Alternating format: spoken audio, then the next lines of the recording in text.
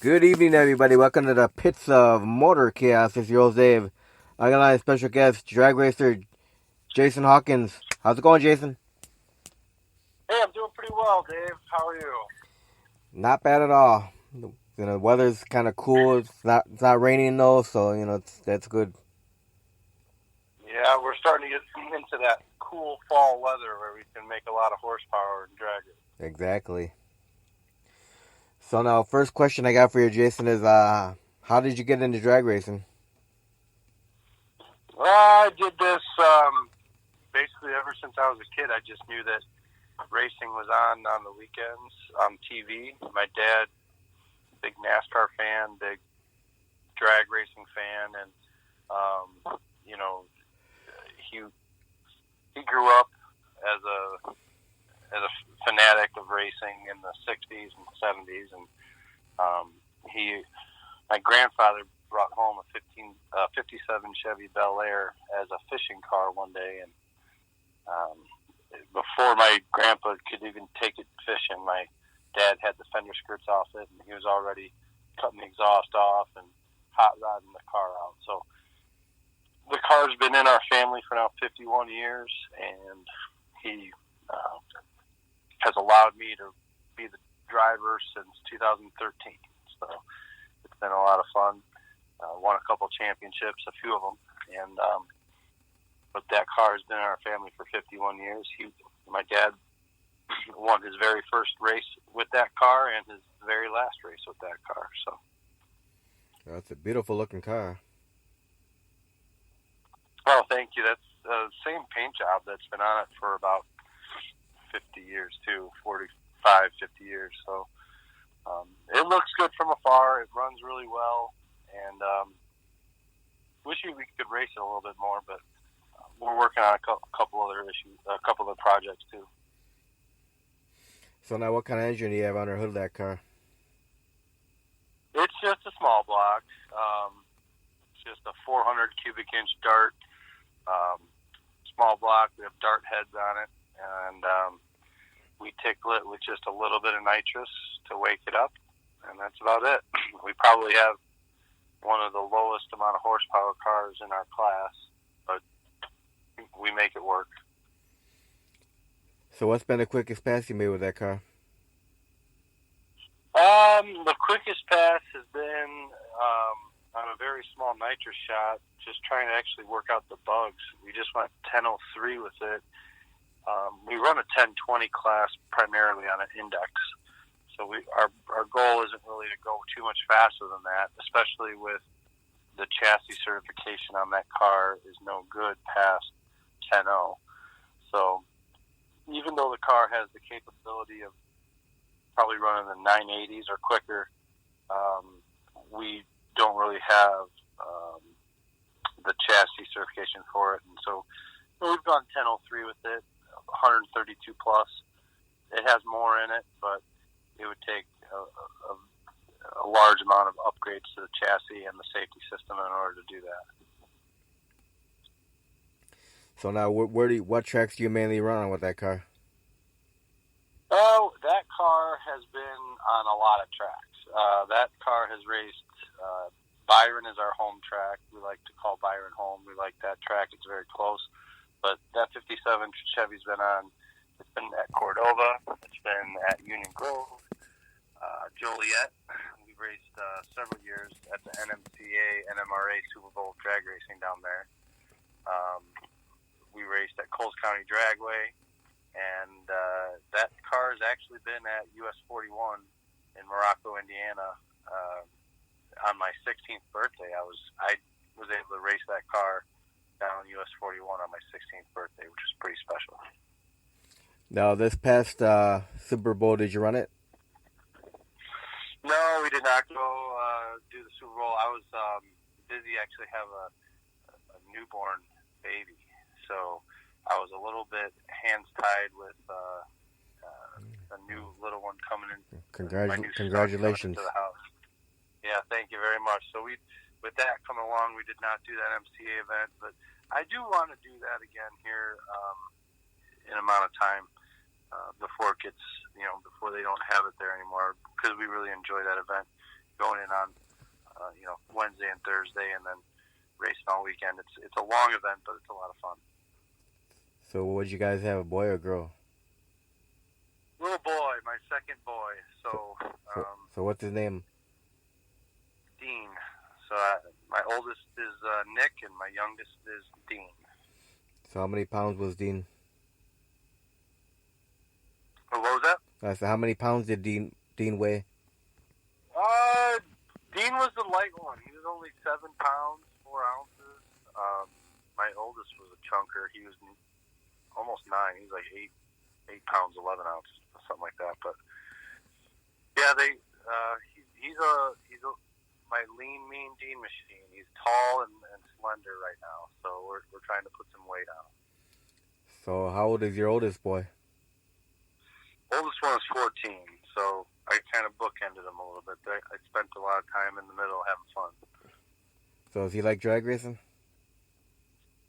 The oldest one is, I told him he does enjoy drag racing, but I told him to focus on the stick and ball sports because racing will be there for the rest of your life. You can't always go back and play football and basketball and baseball. So right now, him being a freshman in high school, matter of fact, we just got home from a football game. So watching him play football, basketball, and baseball takes up quite a bit of time, and I'm telling him to just focus his efforts on that. But I think there will be a time in the future where once school's over with, that he will gravitate back and enjoy it. But for now, he's focusing on school and stick and ball sports.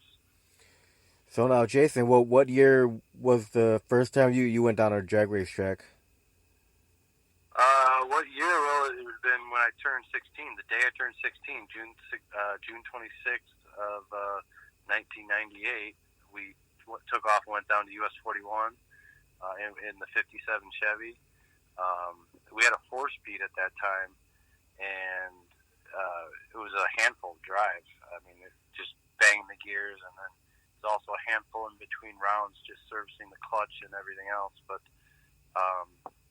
we went down to US 41, and it was just like an open test and tune day. And matter of fact, I was going down there and just had it floored and was banging the gears, and I hit the door handle with my left knee as I was coming off of the clutch, probably hitting about third gear maybe, and the door opened up.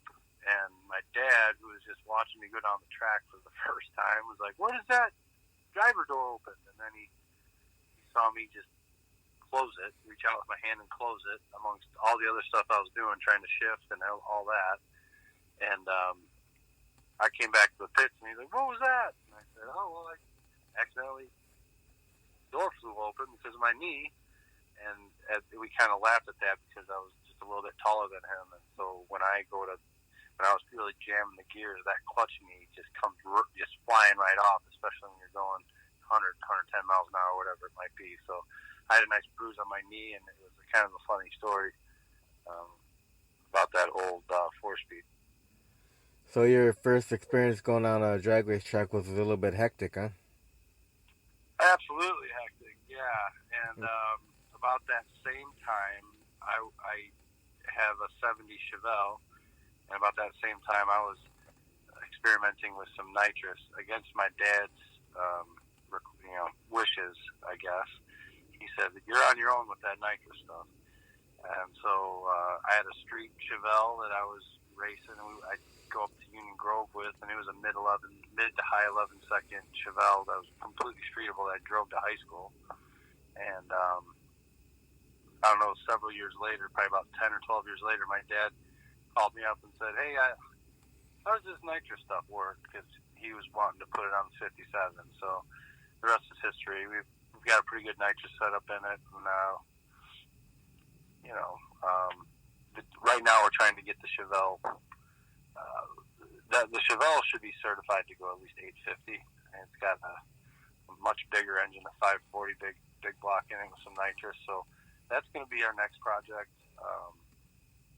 Couple classes here and there. Probably do some heads up stuff, but that's been a project that's been in the mix. Obviously, I've had it for 20 some years. and now it's time to finally get that project on the track again. So what year is the Chevelle? It's a 1970 Chevelle, original SS 396 out of the Kansas City plant. The original engine was kind of junk. It wouldn't hold a lot of oil pressure. Tried to get it rebuilt. It was just not good. Too many cracks, fractures here and there. So I knew the engine was bad, but I still had, original SS 396. But at that point, I still had that hot rodding bug. So I went ahead and got another big block built by Fast Times Motorworks back when they were in Morton Grove. It was a nitrous motor, and it was reliable. It was a pump gas motor that I was able to drive to high school and everything with. But black cherry red with white racing stripes, black vinyl top, kind of a rare combination for the 70 Chevelle SS 396. So that's my baby, and the plan was originally to get that out and actually race that this year instead of the 57. Last minute, we just couldn't get the chassis finished in time, so we decided to pull the 57 out and just run old reliable, so to speak. So how many events have you done this year with the 57 Chevy? We have entered in, I think, 6. I wish that we would have done more. Usually in the past we've raced more, but the engine in the 57, the last time it's been gone through by our engine builders, early 2012. And since then we've probably had 400 or 500 nitrous passes on it, which is unheard of. So a huge shout out to Ed at Opal Engineering and Streamwood for building us such a fine quality engine. I promised him we're going to get that engine to him soon. But this year we thought we could have probably pulled the engine this year, but like I said, with the Chevelle not really being ready, we postponed all plans and brought the 57 back out. And we're only racing it when we need to, just because, like I said, that engine is just a little bit tired. It's probably fine, but again, a lot of nitrous pulls, a lot of 7 years or so. It's a long time, so it's time for the bottom end to kind of be looked at, I think. So how's she been running this year? Excellent. We secured our 4th Midwest Index Championship at Byron Dragway, so the 1020 Index Track Champion. We were the winners in 2013, 2013, 2016, 17, and 19. There you go. 4-time track champion doing that. So it's fun racing out of Byron with those group of guys. They're tough competition, and I'm happy to get it all done for those guys. So when's the last time you've been to the Grove? We've been to the Grove. It's been a couple years, I think. Like I said, I wish I could get to more places, but we're kind of picking and choosing where we go. But I'd like to go to the Grove. I definitely, actually was going to want to go to the Anarchy race and get my Chevelle in their old school class. My Chevelle completely fits those rules. I would love for it to be out for this upcoming September race this weekend, but again, we're not ready yet. Still need a parachute, still need a few other safety items, and so I'm hoping that the Chevelle will be ready to go come April next year for a bunch of testing. All right, now, besides your dad... I could be up at the Grove, too. I have a buddy that... We might be going up to the Grove here pretty soon in the middle of the week, because I have a buddy who has a Nova that we're trying to get dialed in. So far he's been 1040 with it, but he can get in the 9s, and it's just a matter of getting that thing fine-tuned. And I don't think we have enough time on the weekends to get out to a track, so we might be slipping out of work a little bit early. Don't tell the bosses. Yeah. To try and get up to the Grove here on like a Thursday night or something to try and dial his car in as well. So. All right, now, since you been drag racing. Besides your dad being a big, influence on you, hero, any other drag racers out there that were like been inspirational to you?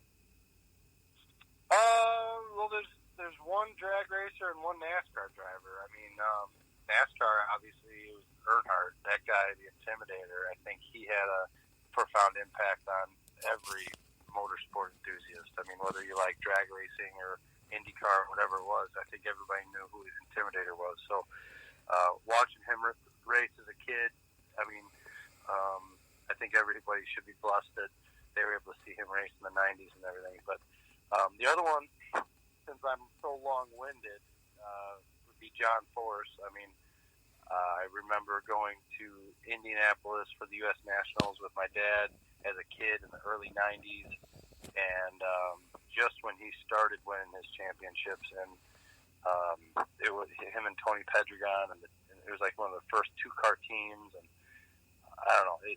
He was always a comedian, kind of at the top end on his interviews. He was funny. He was, kind of what would you call outlandish, and so I don't know his style. He's gotten a lot done and accomplished in his life. I think I liked him before he ever won 15 championships. So I was a John Force fan in the late '80s and early '90s when he had only won a couple championships. So I think John Force, his tenacity, and Dale Earnhardt, the way he did things back in the day, those guys had the most influence on me as a race car driver and probably as a human being, just doing things the right way. So were you pretty excited when he just got that 150th career win?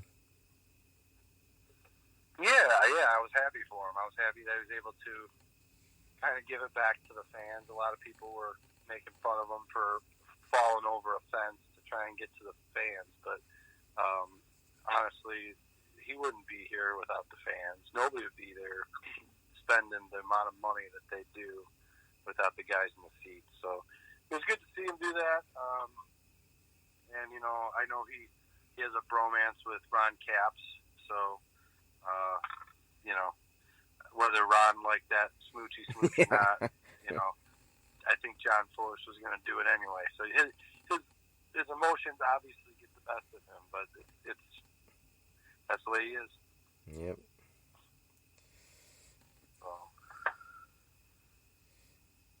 Those are the two best influences, I would say. And then, growing up in the '90s in the Chicago streetcar scene, which eventually ended up kind of being the NMCA Super Street scene.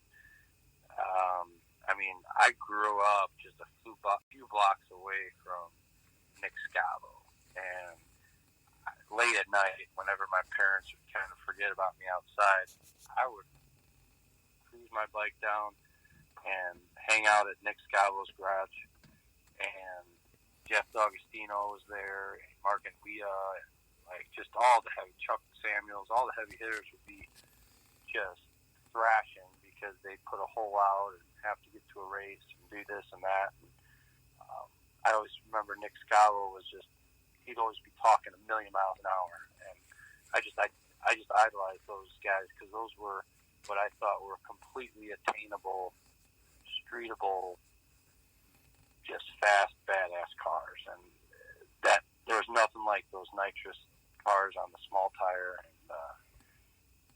growing up in that scene in Schaumburg, there was quite a bit of street racing in Schaumburg. That was pretty fun.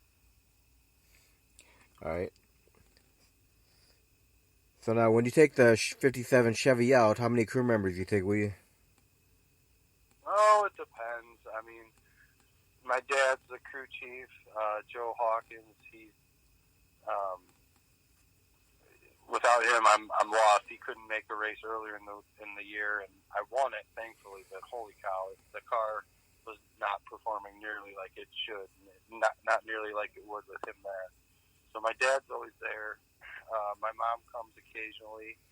My wife Whitney will come occasionally. Nick, my son, my oldest, he's been there quite a bit. I have to give a shout out to Kevin, our Kevin is not officially part of our crew, but he about 99% of the time always shows up and lends us a hand whenever we need it. So he's always at the track. And then, just the wealth of all the friends that we have at the track that have given us pointers along the way is immeasurable. I mean, I feel like we've,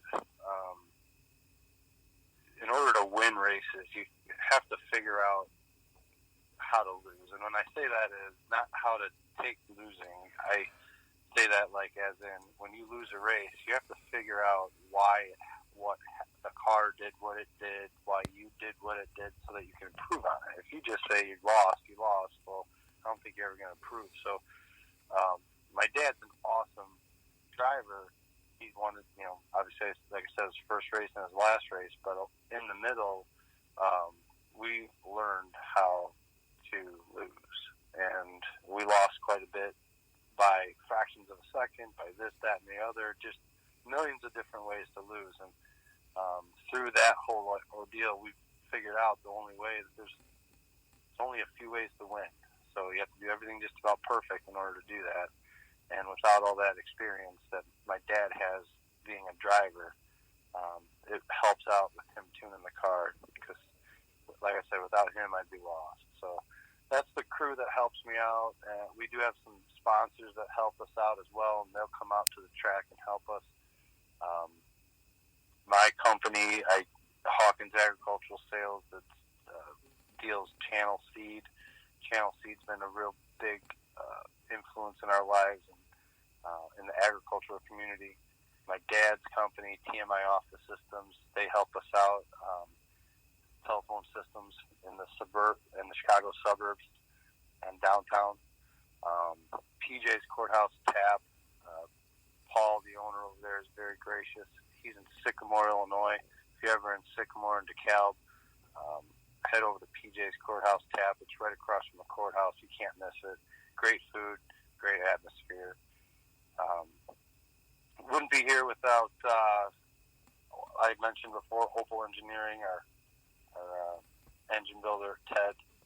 And then we have a couple other small guys that help us out too, MTS Technology Solutions and Top Line Auto Upholstery, amongst a lot of others. And you guys know who you are. And they put a hand in whenever they need it. I feel like John Lynch is always there to weld something or lend a hand or say, hey, you forgot this nut, you dummy. I feel like we have a good group of friends that can help us out when needed. So now when you get the Chevelle running, will your dad be driving 57 Chevy?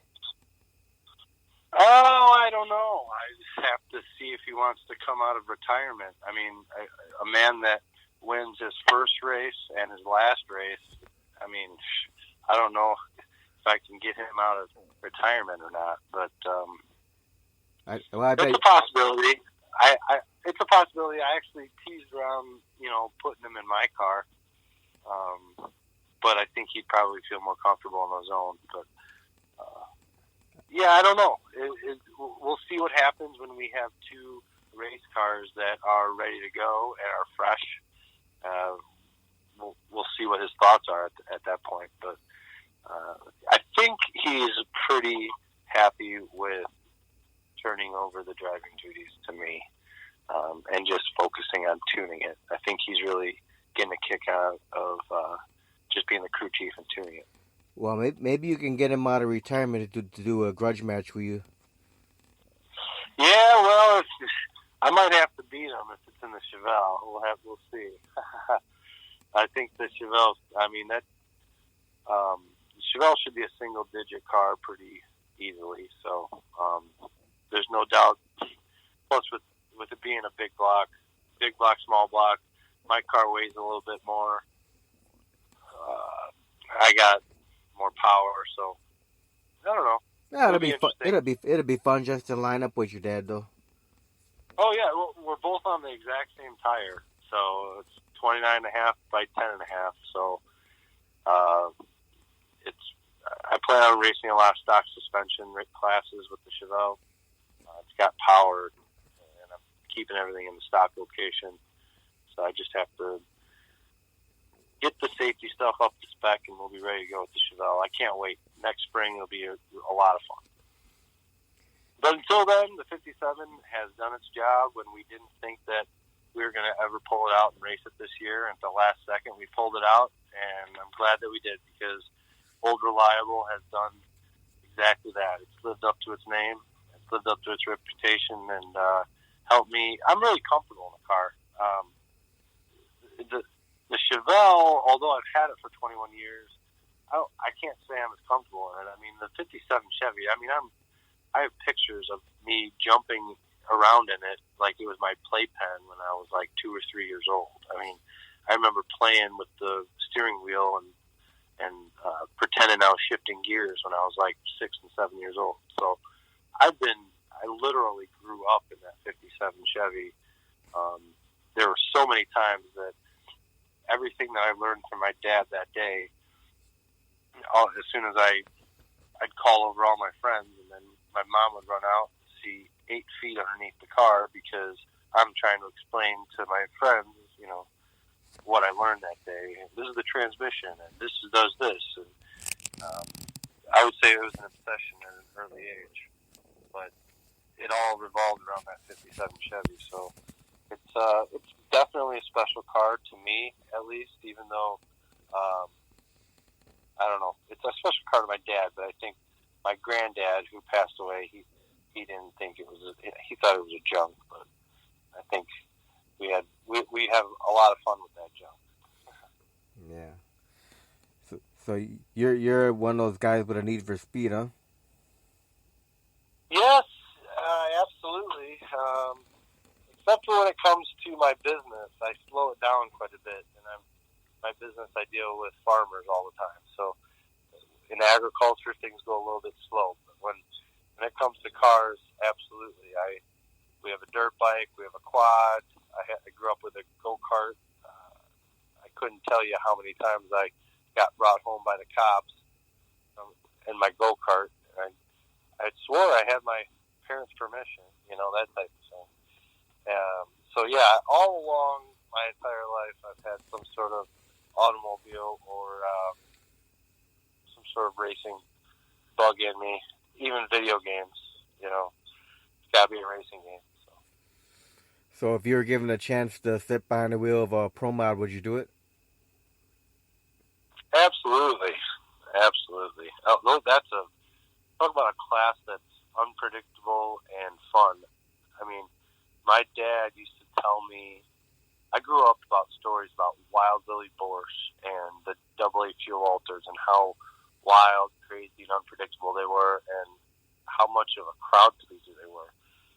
And they were the main attraction most times, more so than funny cars and everything else. And so that's how I feel about Pro Mod right now. I think it's becoming, with all the different power combinations and the amount of power that they're putting down on a bodied car, so to speak, not altered. The wheelbase is altered just a little bit, but it's a full body car. It's amazing. It's incredible. And I really, really like that class. I see at Joliet next year they drop pro stocks. They don't have pro stocks coming to Joliet next year, but they do have the pro mods. And I have mixed feelings about that, but I'm excited about the pro mods. It's definitely an exciting class, and I'd love to jump behind a wheel of one of those. Now, have you seen the Chicago Wise guys run before? Yeah, absolutely. Friend of ours, the Pooches, run the Duster, and I think they're like second in points. And yep. Yeah, I'm familiar with a lot of those guys. Wish we could race with those guys a little bit more, but not a lot of our events match up. And of course, Mike Riccia used to be with the Wise guys.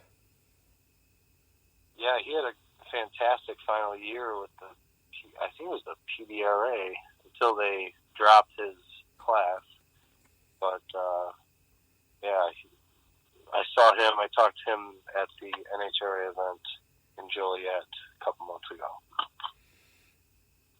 Yep. So now, when you're at the track, Jason, do you have any pre-race rituals or superstitions? Uh, I guess the only thing that I'm superstitious about is not eating before first round. I don't know what it is. There's no track burgers, no brats, no nothing. I can't eat anything until I win that first round or lose it, obviously. But getting past the first round, I think in any type of drag racing sport, whether you're doing bracket racing or NHRA or index racing, anything, I think getting past the first round is the biggest round. And if you can get past that round, you can kind of get some momentum built, and then you have a car that you can predict and you can figure out. But without that first round victory, your whole day, everything you've been there for and everything you've been working for all week is out the window. So I think for me, I just try to take first round as serious as possible, and reaction time for me is on the tree is everything. So to me, I don't want to be slow and lazy. And I come from a football background, and to me, if you just eat a big meal, it means you're going to be pretty slow and lazy. So I try to stay away from any food until at least after first round. All right. So now, what kind of preparation goes into getting that '57 Chevy ready for a weekend of drag racing? Well, we just got to fill up on fuel, make sure we get our nitrous is filled. We have about 7 nitrous bottles that we have to make sure are ready to go for nitrous day or race day. Tires, make sure the generator's full of fuel. I mean, very small stuff. We, from time to time, we'll check the valve springs and make sure everything's lashed properly, but other than that, it's a pretty easy car to maintain.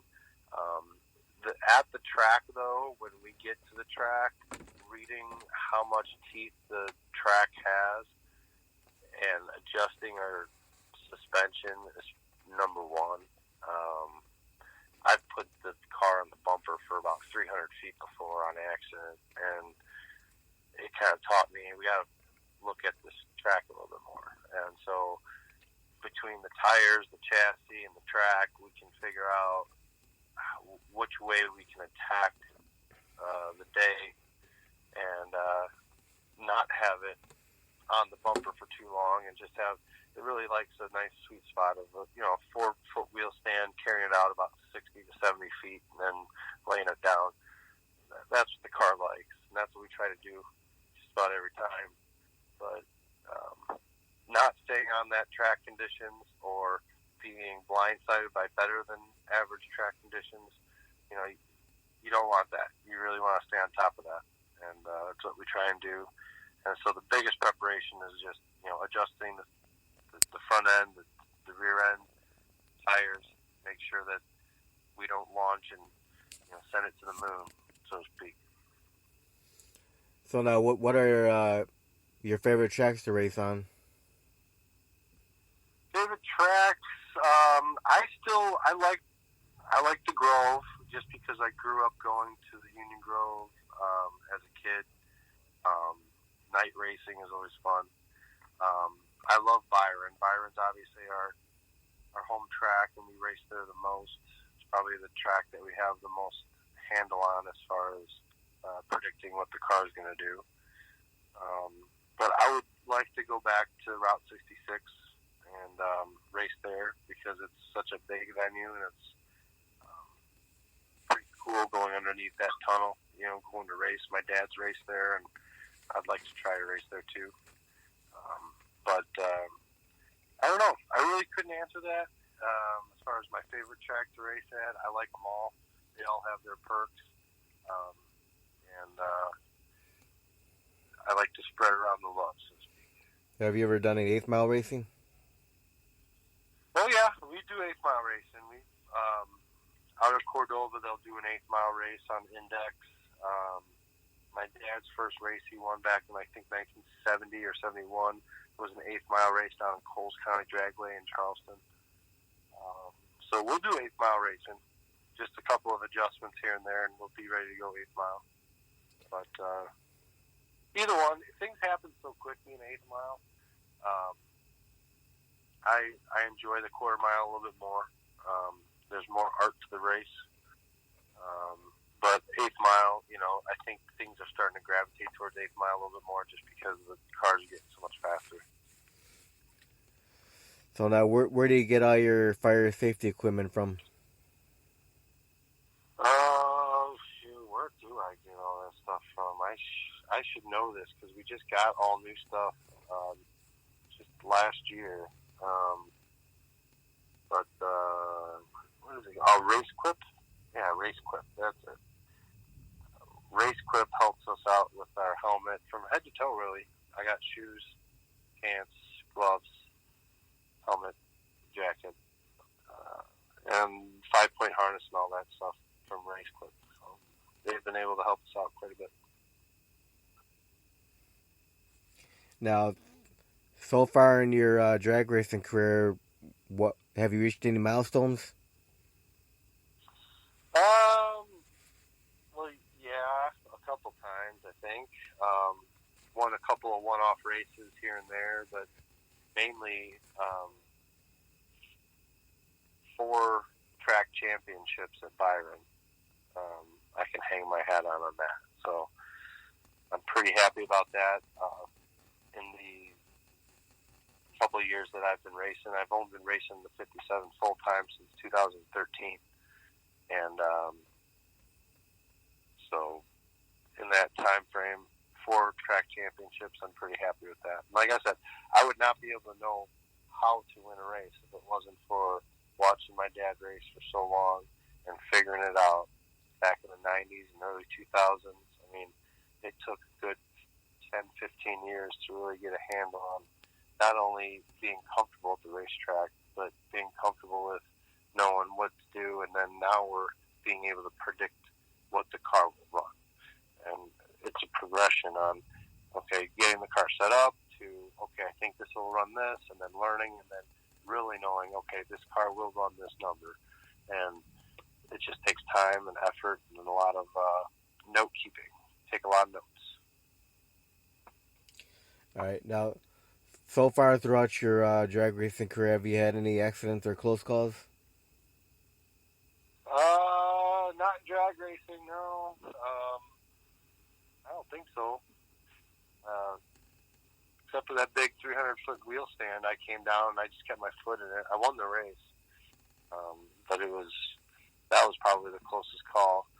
And then every year since, I think BJ at Byron's been begging me to enter the wheel standing contest because he knows that I can put it on the bumper for several hundred feet. I just don't want to do it all the time. Yeah. But. So now, all right, we're gonna hit the fun questions here now. For the besides drag racing, Jason, do you have any other hobbies? Any other hobbies? Well, I play sand volleyball in the summertime. I play 16-inch softball in the summertime. And that keeps me busy in the summertime. And then I think just watching my son play all his sports, I think pretty much eats up the rest of my time. So I wish I could say I like golfing or something else that's really, really interesting. But really, my life revolves around the business and racing cars. That's kind of it. And then the family. Not in any particular order, by the way. Right. Now, if you were able to do time traveling and go back in the time, would you do anything differently with your racing career? With the racing career, I don't know. I don't think I would have, but there was a time where my dad and I thought that it would have been really cool to, and this probably had to have coincided with my college, but if I could have gotten on like a nitro crew as like a bottom end guy, and I always thought, going to those national events that, man, being behind the ropes would be cool. Being behind the scenes, figuring out what's going on. I wasn't satisfied, I guess, just being a spectator. And as a teenager, I kind of wanted to just be a crew member on one of those big nitro cars. So I couldn't say that I would go back and do it over again, but I know that that's something that has always kind of been in my mind as far as wonder what that life's like, or maybe just for a year, spend it on the road and work on a crew with one of these top fuel guys. I really think that'd be really kind of cool. And as the sport has evolved, I feel like every year they have a whole new group of these young guys in there training. They're going a million miles an hour and sweating their butts off. And now I look at it and I go, I don't know why I'd ever want to do that, but there was a time when that was probably a big priority of mine. All right. Most embarrassing moment on the track?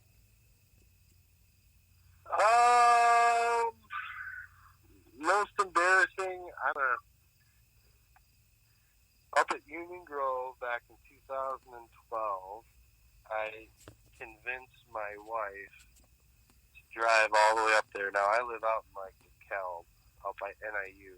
Northern Illinois University, so it's like 2.5 hour drive up to Union Grove.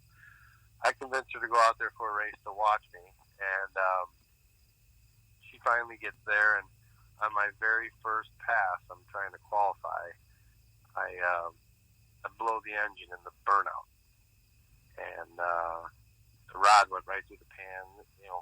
The engine's done, it's toast, and we're back at the pits, and she just says, well, how long is it going to take you to fix?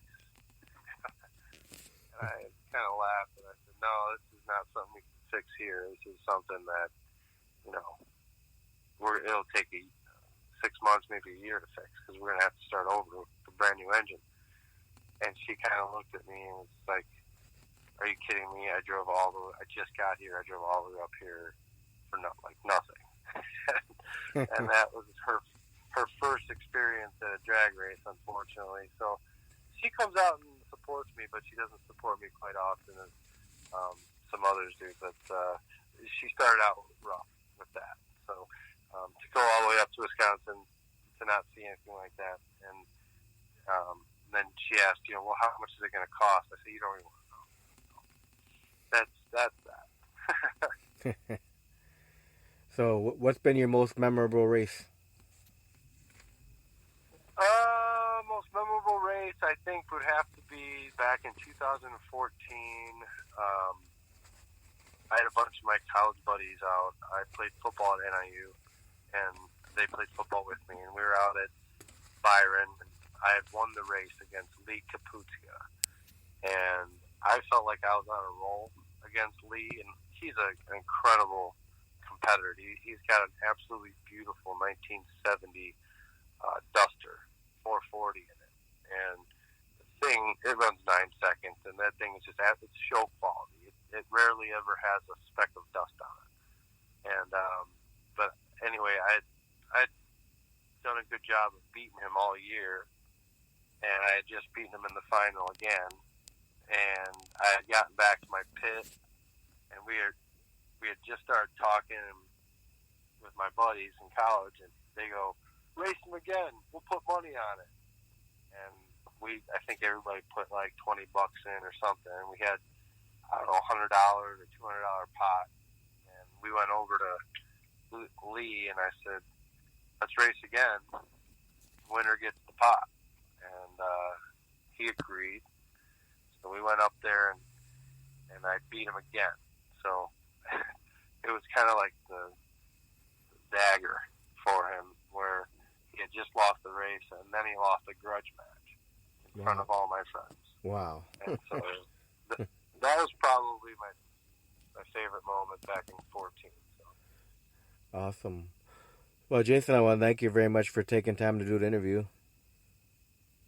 Oh, I appreciate it, Dave. Thanks for having me on. Oh, no problem. If you're not doing anything on October 12th, you should come up to the Grove and watch the Final Wise Guys race, see who the champion is this year. Yes, it looks like it's going to be a tight race.